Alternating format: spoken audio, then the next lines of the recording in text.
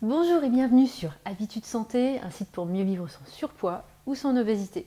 Aujourd'hui, je voudrais vous parler des craquages, qui sont souvent appelés aussi compulsion alimentaire, pulsion alimentaire, gourmandise, manger, on dit souvent manger ses émotions, alimentation émotionnelle, bon bref, il y a plein de mots différents pour dire une seule chose et c'est de ça que je voudrais parler dans cette vidéo, juste après le générique.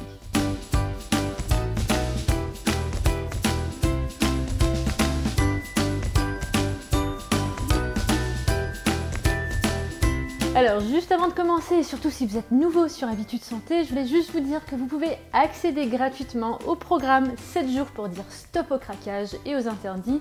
Donc le but est justement de recevoir un email par jour pendant 7 jours où vous allez comprendre pourquoi vous craquez et qu'est-ce que vous pouvez faire pour arrêter de craquer dans votre quotidien. Donc il suffit de cliquer juste ici dans l'image, ça mettra en pause la vidéo et vous pouvez y revenir pour voir le reste de la vidéo.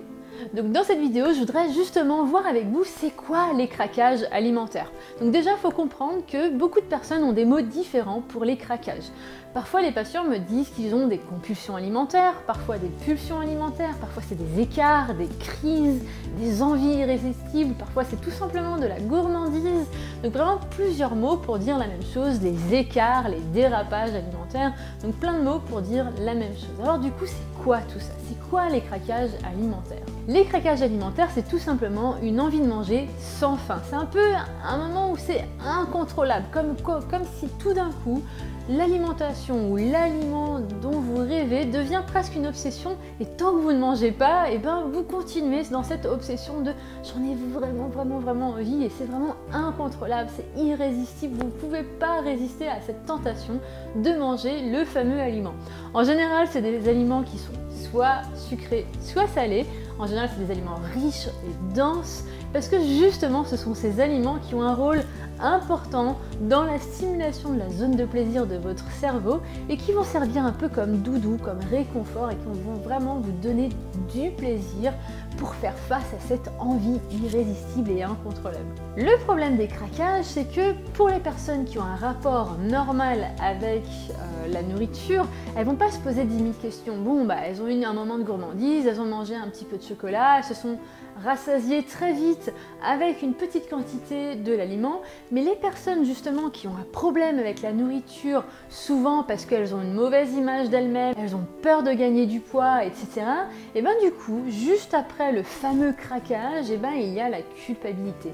Et c'est là où le craquage devient un problème. C'est justement parce qu'il y a cette phase où vous n'aimez pas votre corps, vous avez peur de grossir, donc du coup vous craquez, et donc après il y a la culpabilité, que ça devient un vrai problème pour vous et qu'il y a une vraie préoccupation autour des craquages parce que vous avez l'impression qu'à chaque fois que vous craquez, vous allez prendre du poids. Or les craquages, il faut comprendre que c'est normal d'avoir des moments où on a envie de manger ses émotions, c'est normal d'avoir des envies de manger. La différence, c'est que les personnes qui ont un rapport sain avec l'alimentation ne vont pas le faire systématiquement, ça va être de temps en temps. Et pour répondre à des émotions, ils ont aussi d'autres stratégies.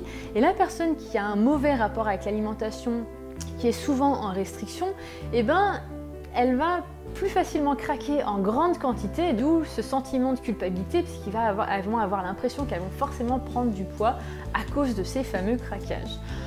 Une des choses du coup qui est importante de faire, c'est comprendre pourquoi vous craquez.